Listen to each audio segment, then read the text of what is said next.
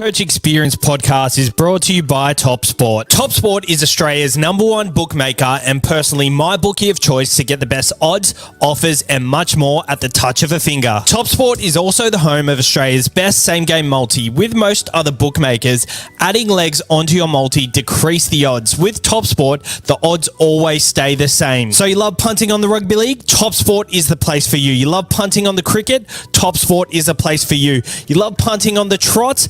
TopSport is the place for you. You even love punting on the dish lickers late on a Tuesday night? TopSport is the place for you. When signing up, make sure to use the code SCEXPERIENCE. That lets TopSport know that you're coming from us and they'll take extra good care of you. And as always, over 18, gamble responsibly, bet with your head and not over it. Let's get into the show. Guys, Ben Travovic here from the Manly Seagulls. Here's it come through, Luai. The Super Coach Experience podcast is one of the best podcasts going around, boys. They go to Scores. Keep doing what you're doing, and yeah, I just want to say, what a podcast. Running the try. Go the Mighty Eagles. Hey lads, Ewan Aiken here from the New Zealand Warriors. Hope you have a big year with the Super Coach Experience podcast. Got the ball to Sims. It's down to It's done it again. What a pass.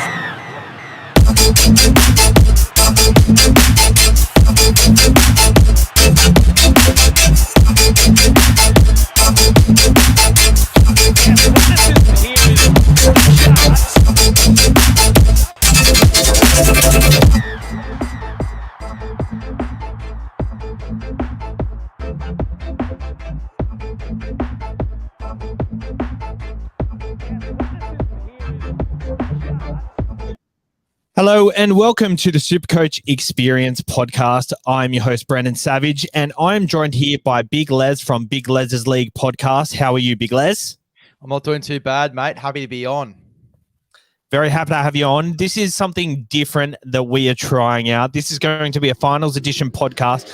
We're going to base this solely on rugby league and the finals. So I know it's a bit of an awkward time. It's probably the worst time to start this podcast, the week that is most irrelevant in the rugby league year, but there's no better week to start it for us. So thought we'd just get straight into it.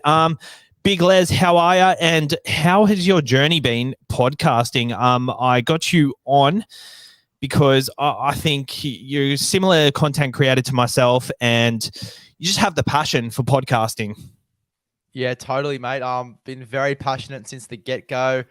Just sort of starting to find my groove a little bit, but it was a long journey. Obviously, starting out, I think it's 1 year now that I actually started. So it's been a long time. I just started to get the following as well, which is fantastic. I basically started out of boredom for lockdown.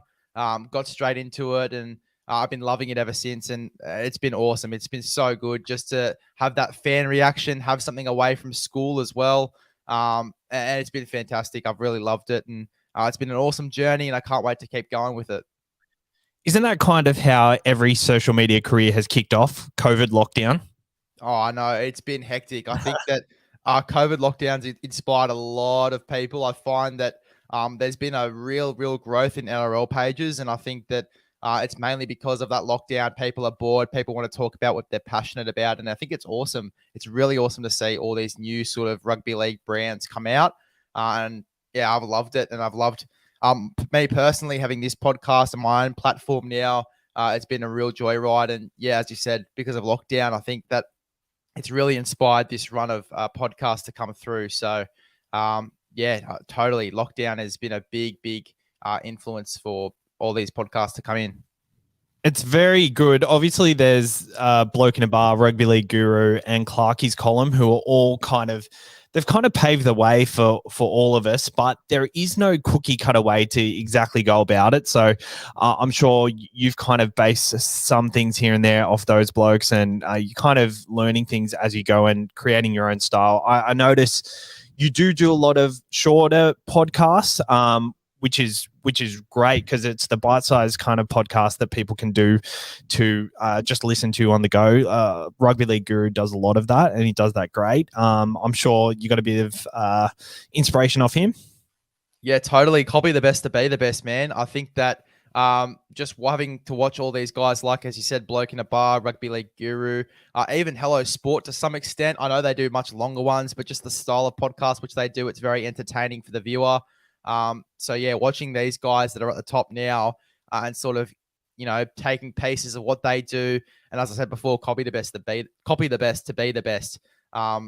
It's been really, really fun as well. As I said, that journey, but yeah, you definitely take little bits of what you say and really try to push that into your own content. And I think that's when I've really got the biggest following or the biggest listening, when I have, taken bits of what other guys are doing and putting it into my own.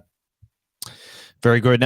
So obviously this, the Supercoach experience is purely Supercoach based, but we are very passionate rugby league fans, and we have an opinion. Everyone has an opinion on rugby league, and the reason we love this game is, Supercoach fantasy. Just watching the game in general, how good it is. The games on the weekend were amazing. But we're going to go into some hot topics to start off, and then we'll go into a preview of this week's games. Obviously, the week just gone was not finals based, so looking forward towards the finals is what we're going to focus on mainly.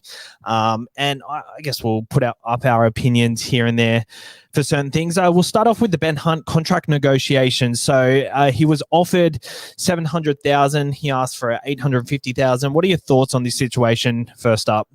Well, I think this guy's $1 million player. There's just no doubt about it. The versatility he has, just this form-wise, how he's been playing over the past few weeks. I think there's no doubt he's $1 million player.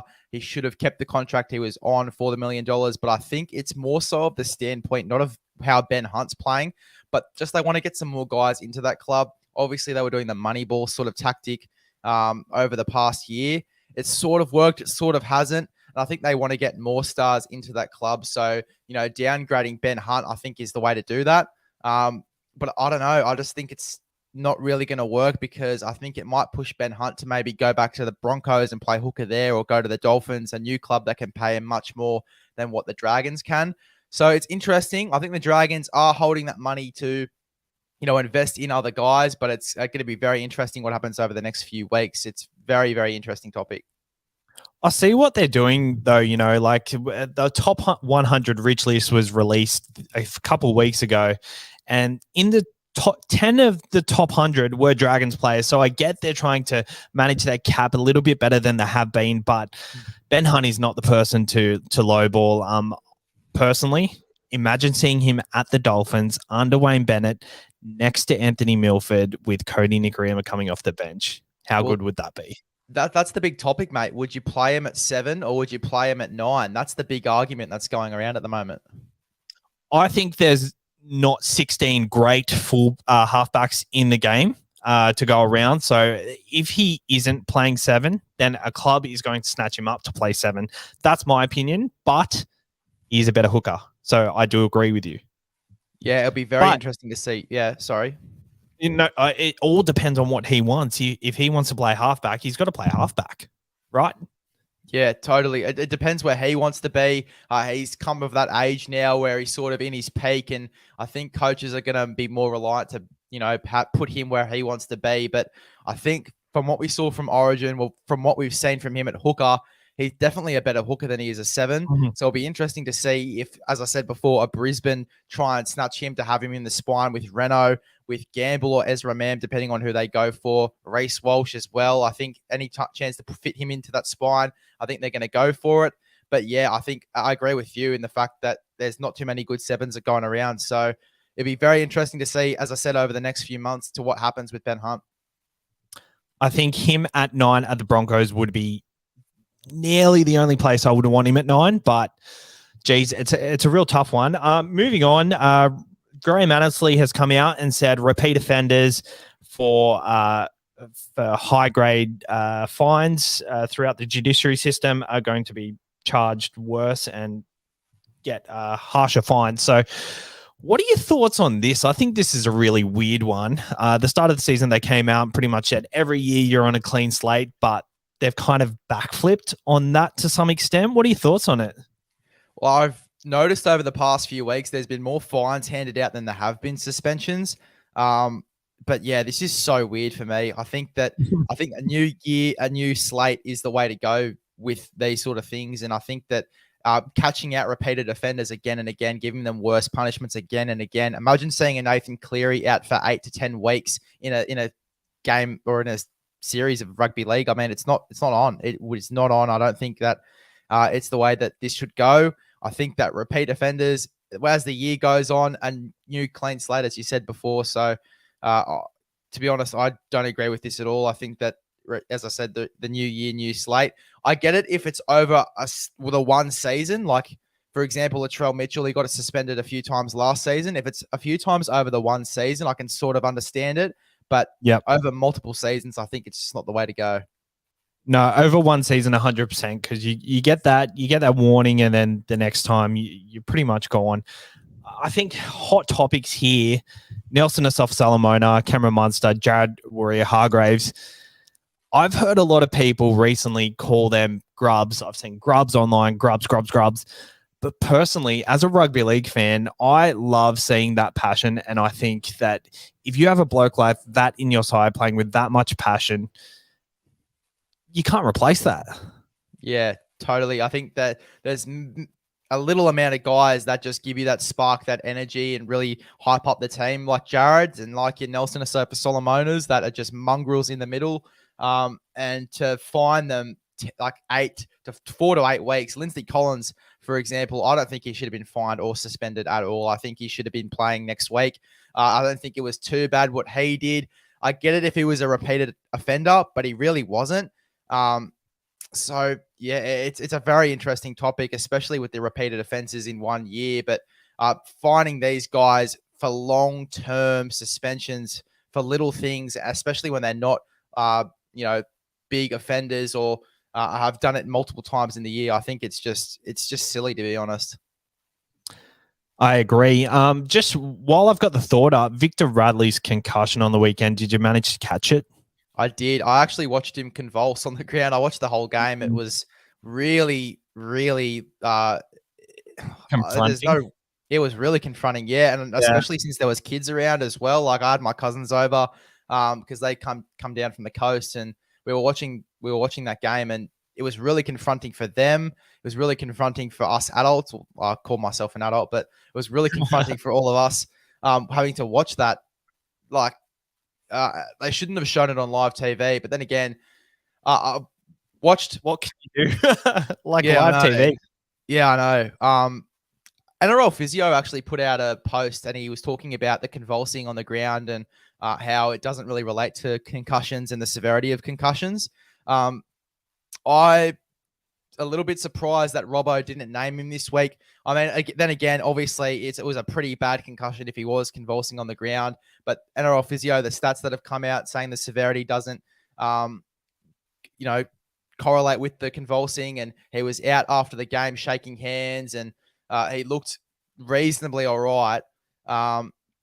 It depends how long Victor Radley's out for, to be honest, with the severity. But yeah, like the convulsing and the severity, it was really interesting information. What I'm trying to say here with all the dribble, is really interesting. The stats that have come out behind concussions, like stuff like that, I would have never have known without NRL Physio. And to answer your question, it was quite confronting. But yeah, it depends how long Victor Radley's out. It could really damage the Roosters' season.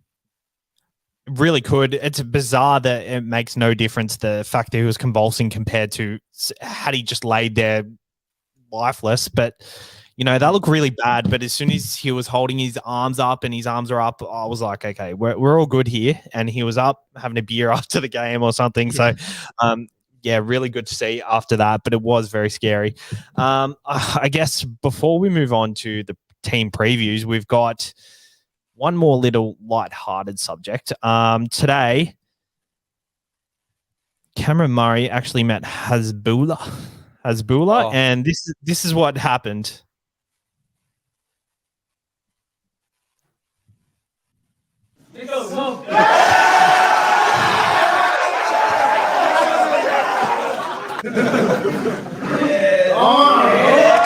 So, as an NRL fan, how many weeks do you think Hasbulla is going to get for that hit on Cameron Murray? Hasbulla wins by TKO. We've all seen it now. I think he definitely gets at least 6 weeks, 6 to 8 weeks for that one. bit of a punch to the head there. Bad contact, contrary contact, as they call it. The referees call it. I think he's definitely getting at least 6 to 8 weeks there. I don't know who this guy is. I've just seen him as a meme on kind of like NRL pages and just pages in general. He's now king Cameron Murray and Josh Adokar. Like, is that his thing? Just king hitting people? Yeah, he does. He does it all the time. Like whenever he's getting a photo with someone, he'll always try to king hit them. He's I think he's related to Khabib. He's a mega medal. I think that's how you pronounce it. I bloody hope that's how you pronounce it. But they're all hard hitters over in that family, mate. So I'd be watching out if Hezbollah's crossing you, in Bondi Beach or if you're in Sydney, I'd be watching out for Hezbollah because he might catch you off guard like he caught these boys. Oh, and at the end of the video there, he was actually, no, the Josh Adokar video, he took the Bulldogs jersey off so quickly. Unlucky Bulldogs fans, he actually left the Rabbitohs one on. So let's preview the first game, Melbourne versus Parramatta Eels. This is a clash for the 4th spot, so there is a lot to play for here. We thought there would have been a lot of restings this week as NRL fans, so this week could have been quite dull, but considering how good the top 8 has been, there's actually a lot to play for this week.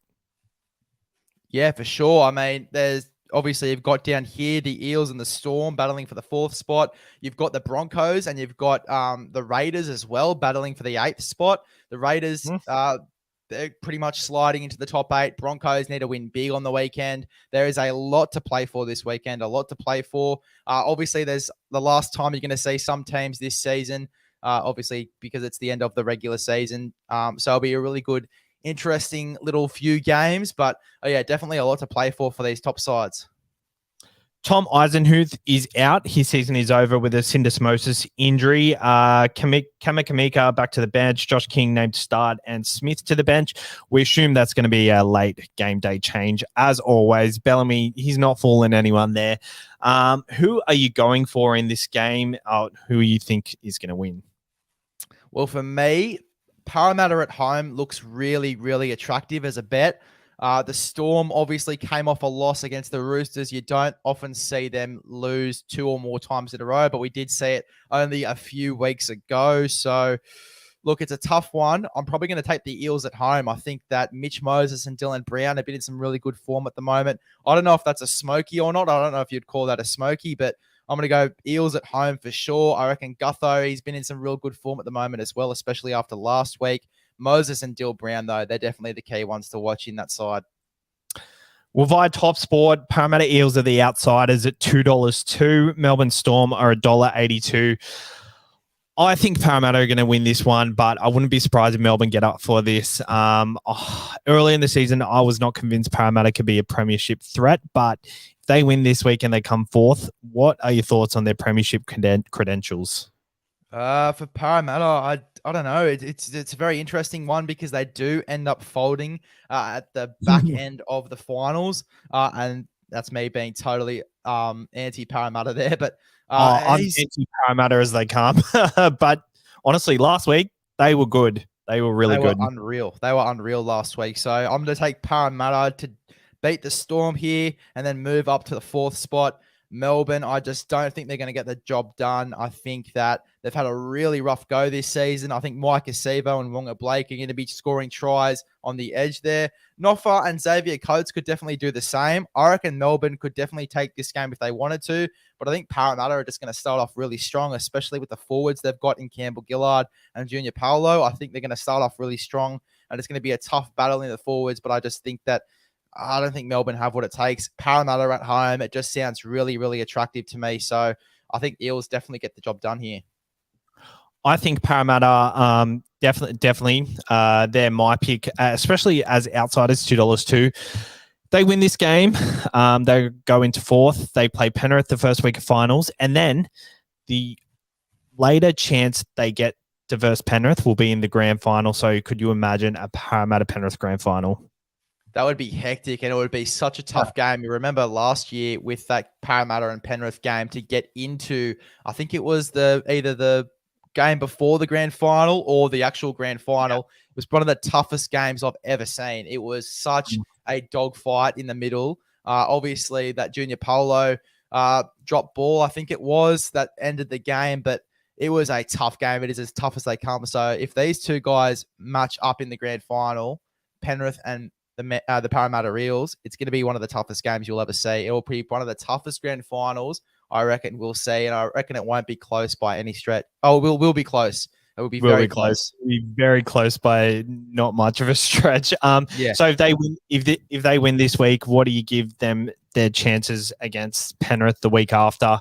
I think they've timed their run nicely. They started hot and they're finishing hot. Something we haven't seen before from Parramatta. Yeah, look, I think they definitely have a chance. But as I said, they're a team that can very quickly come out of a game. We saw they had that little stint where they weren't winning too many games, I think, in the middle of the season. So, look, it'll be very interesting. It's going to be very interesting to see how this run goes for Parramatta. They could definitely do it. There's also a chance they could get absolutely flogged. So, it also depends for me who's at home. I think it'll most likely be Penrith as well. They get Nathan Cleary back. It's going to be a tough game for Parra. Fresh Nathan Cleary. That is going to be hectic. That is going to be so hectic. Fresh starting 13, mind you. Oh, yeah, for sure. Jerome Luai, Isaiah Yo. Oh, God. Yep. Oh, it's going to be tough. It is going to be tough. Dill Edwards as well, the underrated one out of the bunch. Oh, I'm very surprised he got rested as well, considering we'll move to it. Okay, so the 6 o'clock Friday game, Manly play the Bulldogs. Manly season has been derailed since the Pride jersey, and ironically now they're playing for Pride against the Bulldogs. There's a host of changes. Ko Weeks is playing at fullback.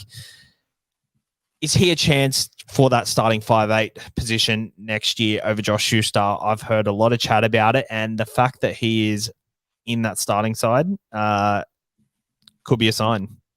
Well, before the Melbourne Storm got an offer, Josh Schuster was actually in line to go there. The club said no. So he was actually in line to go to Melbourne. I think if he went, he would have stayed, just like Noffa, I think, will as well.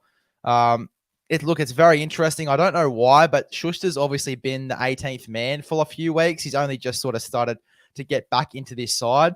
It's going to be very interesting. I think Weeks could definitely be there. I haven't seen enough of him in first grade. I think it's probably going to be Schuster to start there at the next season, and then maybe KO Weeks will get worked into that jersey. I'd really like to see Schuster at 13. I reckon he'd be an unreal 13, put Jake Trbojevic into the front row and have that side walk onto the park. I think it'd be a very, very powerful side. I saw Schuster set up a try when he was in the middle, I think last week. He set up the only try for Manly. Yeah. And his ball playing is superb. I reckon if they were on any roll, Manly, they would have scored a few more tries through him because he's so creative with the football. He's definitely a 5'8".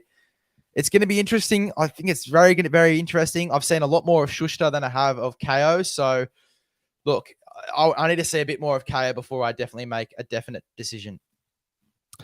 Well, Manly here are outsiders at $2.65 and the Bulldogs are at $1.48. Hot tip of the week, Manly 13+, Daily Cherry Evans anytime. I think that's good value there. I guess there's not much to talk about here. Who are you going for? Look, I'm going to take the Dogs. Manly's brave. I'll tell you what, that is a brave bet. I'm going to go for the Dogs. I'm a pussy when it comes to making big bets. So I'm going to stick with the Bulldogs. I'm going to stick with the guys at home. Matt Burton, I reckon that he goes over for 2 tries and he really gets this side on a roll. That's my little bet there. I think that Matt Burton, he has been one of the more underrated guys this season. I know that he's got a lot of praise, but I still feel like he hasn't got as much credit as he deserves because he has basically moved that Bulldog side and will change that Bulldog side tremendously. And just the confidence they're playing with now, I think he has to get a lot of credit for that as well. I think they were very close to making the top 8 this year. They only slid down at the last few games, but Matt Burton, his effort this year has been tremendous. He's been great, and I'm looking forward to his rep career unfold in the future.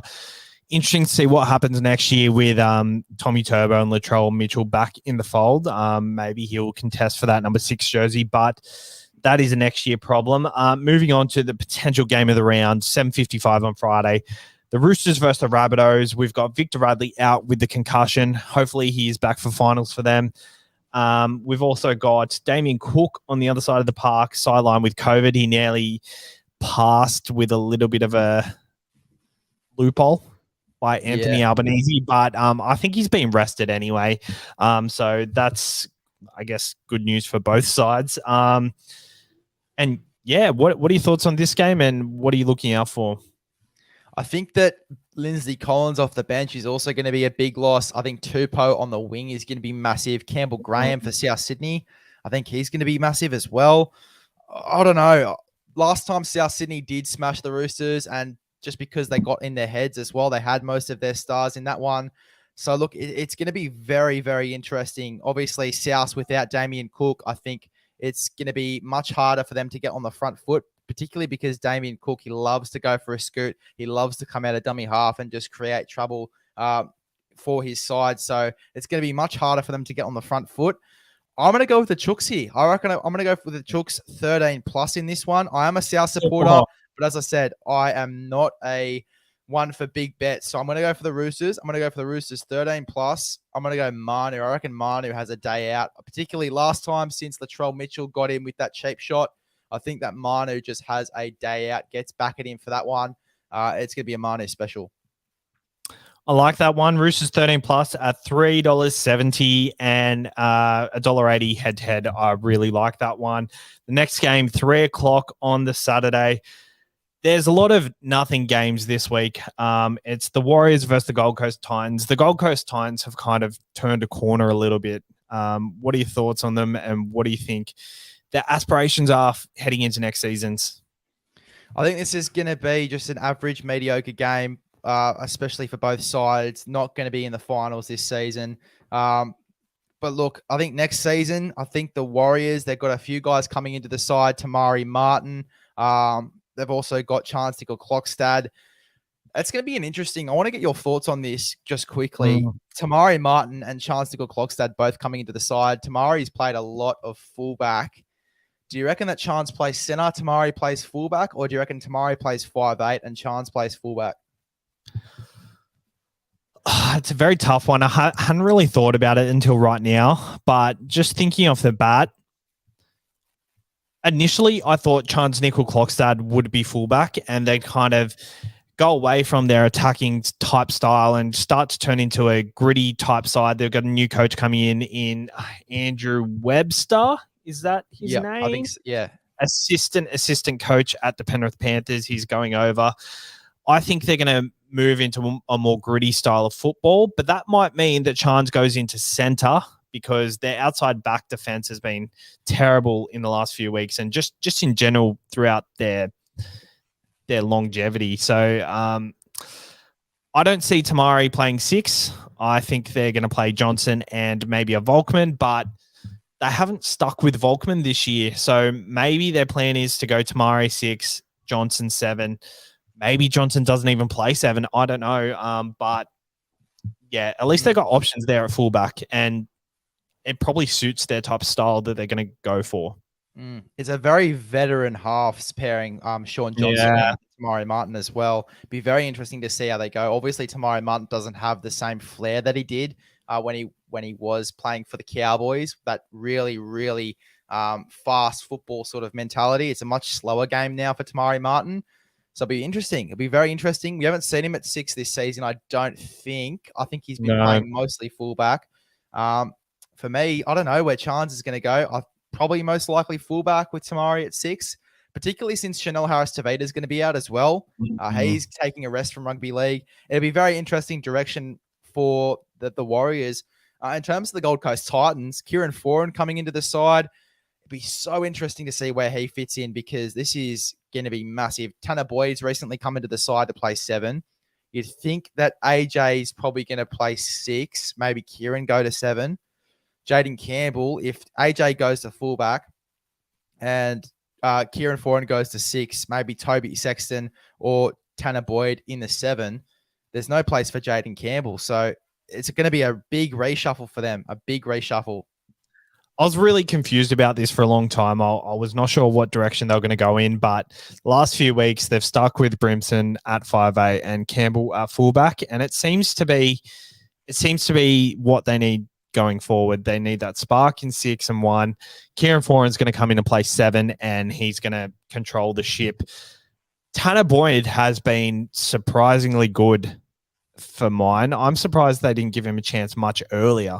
I think Toby Sexton's days at the Titans are numbered. I think he's not going to play many more first-grade games for the Titans, in my opinion.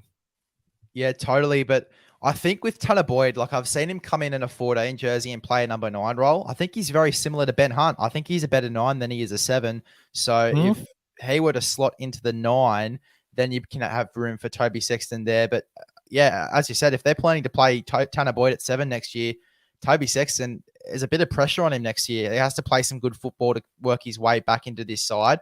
It'll be very interesting. It's going to be a very interesting year for the Titans to work out their spine. A very interesting one. For both of them. Dylan Walker's going to the Warriors as well. Where do you think he plays? It's very confusing. All these signings, what direction are they going to go in? Hopefully they do have a plan, but look, never know. I think Dylan Walker plays the 14 role that he was playing at Manly, to be honest. You look at some of the other guys coming in. Obviously, we talked about Clogstad and Tamari Martin before. They'll probably take the 2 spots in the fullback and number 6 jersey, depending on if Chance plays either in the centers or at fullback. Look, Dylan Walker, for me, he could play either of those roles as well. So it depends how their spine goes. Jesse Arthurs, I think he goes back to Brisbane next year, if I'm not mistaken, unless he's re-signed with the Warriors. So he won't be there in the centers. That leaves a spot there for a guy like Chance to slot in there if they were to play Dylan Walker at fullback. But look, it's very interesting. Dylan Walker's a great defensive player, so no matter where they put him, he's going to be fantastic. Maybe he could be useful in the centers for them, especially with their outside back defense. Who are you going for in this game? Obviously, who are you going for? Who do you think is going to win? I don't know why I'm saying it like that, but Warriors at $1.50 at home, $2.60 for the Gold Coast Titans. I'm going to go with the Gold Coast Titans as the outsiders. Well, I think if I'm thinking about this correctly, I think New Zealand have won all of their games in New Zealand this year. So they have. So I'm going to go with New Zealand. I reckon New Zealand get on a roll here, inspired by the fans at home. I think that they're going to score a few tries. They score most of their tries on an edge as well. So I'm thinking Dallin Watene-Zelezniak and Marcelo Montoya. They'd be at pretty decent odds to score. Jesse Arthurs as well. I think he's been in and out of the side this year as well. So I'd be picking him for any time as well. If you're looking to go for a bit of a multi there, Dallin, Jesse Arthurs, Marcelo Montoya. I like it. Next game is 5:30 on Saturday. There's a lot to play for here for the Brisbane Broncos. They're at $1.60 versus the St. George Illawarra Dragons at $2.35 at St. George's home ground. What are your thoughts on this game, and what do Brisbane need to do to overcome this hurdle to potentially get into 8th place? They've put in Tyson Gamble back at 6. Pat Carrigan is back. What are your thoughts? Paddy Carrigan is going to be massive for Brisbane. I don't know if you saw it. It was on Fox League just after Origin 3. Paddy Carrigan, that video of him talking to the boys out there on the field, that was huge. And that was why Queensland were playing so good. It was one of the reasons why they were playing so good. They had that leader on the field barking orders at them, bumpers as well for Nick Kotrick as well when he was coming into the line. Like little stuff like that, it really jays up the boys. It really gets them on a roll. Look, I think he's going to be the massive hype man for the Brisbane Broncos. I'm taking Broncos 13+. I think they need a big win here as well. And I think that Paddy Carrigan's going to come in there, be the hype man, and get them playing a bit of a faster game, a bit of a tougher game, and be the leader out there, the hype man. Tyson Gamble as well, I think is going to be massive in the number 6 jersey. He is a freak, and he really G's up the boys around him. I like Tyson Gamble at number 6. Paddy Carrigan back is massive as well. I think Broncos 1-12 as well. Moving on to the 7:30 game, North Queensland Cowboys at $1.11 versus the Penrith Panthers at $6.70. The Penrith Panthers have rested their starting 13, and their starting 13 this week looks completely different. For the Cowboys, this is a game that they need to win to potentially lock up second spot. That's if the Sharks go on to lose the following day. What are your thoughts on this one? And could Penrith Panthers prove that their systems are as good as we all say they are? Their unders is so good. Their development system is amazing. And I've watched some of the Q Cup, well, it's not the Q Cup, the New South Wales Cup games for the Penny Panthers. And I particularly like Thomas Jenkins here in the number 4. He played some really good footy over the past few weeks in New South Wales Cup, scoring a few tries there. I don't mind him at any time try scorer. I know he'd have good value because he hasn't been in the side all year. So Thomas Jenkins, I reckon, would be a bit of a smoky there to score. I'm taking the Cowboys here, man. You wonder why the Penny Panthers are paying $6, and then you look at the lineup and you're like, yep, fair enough. I'm taking the Cowboys here. I'm taking the Cowboys 13+. I just think they're going to get the job done in a big way over the Penny Panthers. Give them a bit of confidence as well going into finals as well. I like it. I think, they're probably going to win, but I think the bet here is Penrith Panthers with the 19.5 start. I think that's very good value at $1.90. I think they're going to hold up, and I don't know. I've seen a lot of Kurt Falls and Sean O'Sullivan recently, and I think I like what I see from them. They've got Scott Sorensen starting, who has not lost a game coming off the bench. So maybe this is a bad omen for him coming onto the start of the field. But that moves us on to the next game, which is the 2:00 game on the next day, and that is the Sharks play the Knights at McDonald Jones Stadium. Dale Finucane is not back. He's not back. He's supposed to be. Oh no, he's number 22. Yeah, He's on the extended bench. yeah, he's on the extended bench. Maybe he'll be a late inclusion. I reckon he'll be late inclusion for sure. You can't leave a guy like Dale Finucane out of this game. I think that Dale Finucane's a late inclusion for sure. Maybe for probably Braden Trindle. I know the Sharks like to have a strong forward sort of bench, so I think he's a late inclusion for sure. But yeah, I don't know why he's in the reserves. He just came back from injury. I think he's pretty fresh. Yeah.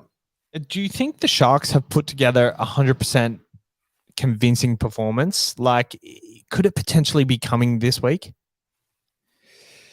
I don't know. I mean, it could. Newcastle at home. Clune's been decent. Phoenix Crossland into the 6. They've changed their spine too much. I think that's been the really bad omen for the Newcastle Knights. They've changed their spine so much this season. Anthony Milford's out. That's a massive out for Newcastle. Yep. Look, that is he's been great this year for them. Yeah, he's been unreal. Ikavalu for the Sharks really stands out to me. I feel like every time he comes into this side, he just does such a good job for them. On the wing there for the Cronulla Sharks, looking at this team. Look, Newcastle could definitely get the job done through guys like David Clemmer, Daniel Saifidi, Tyson Frizzell, Matty Croker as well, super underrated there in the 13. Chris Randall comes back into the side as well. Don't know what role he'll be playing. Maybe a ball playing 13. Tackling 13. Yeah. Look, I could definitely see Newcastle pulling something out of the hat early, but it's more so the second halves that have really knocked off the Knights this season. Second halves, getting big leads. You saw that game against the Raiders where they were beating them 22-0 in the first half, and then they come out and score 28 points, the Raiders. So, look, for me, I'm going to go the Sharkies because, again, I don't like a big bet, but I don't know. I could see the Newcastle Knights coming into this game and maybe getting a win over the Cronulla Sharks. I can't see it. No Milford, no Ponga.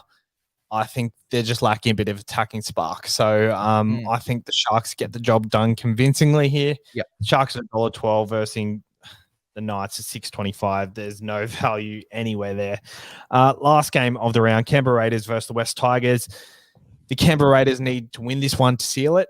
But if the Broncos lose on Saturday night, do you think there's a chance they rest any players, or do you think they'll be wanting to have warm bodies going into the final series? I think it's warm bodies, man. I don't think they rest anyone. I just can't say it. I think that I think they're really fighting here to get into the finals. I don't think they're resting anyone in finals either. I think that it's going to be a tough game for the Raiders, especially earlier in the week. If we're right and the Brisbane Broncos get a big win over the Dragons, look, I think the Raiders are definitely going to have something to play for here because they're playing to stay in the top 8. So I don't see anyone leaving. I don't see anyone coming in. I see this Raiders side staying pretty much similar to how it is now. I think Charles Nickel-Clockstad was so hard done by being dropped from this side. There's something in me that's just like so upset for Charles Nickel-Clockstad. Like, he deserves to be there so much. He's such a competitor for them. I know what they're doing with blooding Xavier Savage. Obviously, Chance, we talked about it before, going off to the Warriors next year, but I think that they should have kept him at least in the centers like they did with Roger Tuivasa-Sheck before he left. Look, interesting. I'm taking the Raiders here. I don't think that the Tigers can do anything special. So, yeah, I'm taking the Raiders. I'm taking the Raiders 1-12, though, because I feel like the Tigers, to close out the year, could have a really tough one. But Raiders, for me, I think will get the win at the end of the day. I think the Raiders have been really impressive, and I'm so happy they got into the 8. I've never loved the Raiders. They've always been a side I've never really liked. Ricky Stewart, not a massive fan of, but the fact that they did it to the Broncos is just, as a New South Welshman, it's just the best thing ever. But unfortunately for Broncos fans, it's worked out like this. The Broncos, if they win on the weekend and they win by 40 plus, they'll be in. If they win by 40 plus and Canberra, win by only 2, there's a chance that Brisbane can take over. So Brisbane need a massive win this week regardless. They probably need a win by 50, to be honest. So if that happens, it'll make an interesting read for the last game of the week. I'm going to go with the Canberra Raiders, though. Cheers for coming on, Big Les. It's a great start to the show, and I'll be doing it for the rest of the final series, hopefully. And it's just, I guess, it's a feeler to see how we're going to do things next year, and hopefully there is an NRL show in there somewhere. Yeah, totally, man. I've appreciated coming on. It's been a blast. Thank you, and cheers, guys, for tuning in.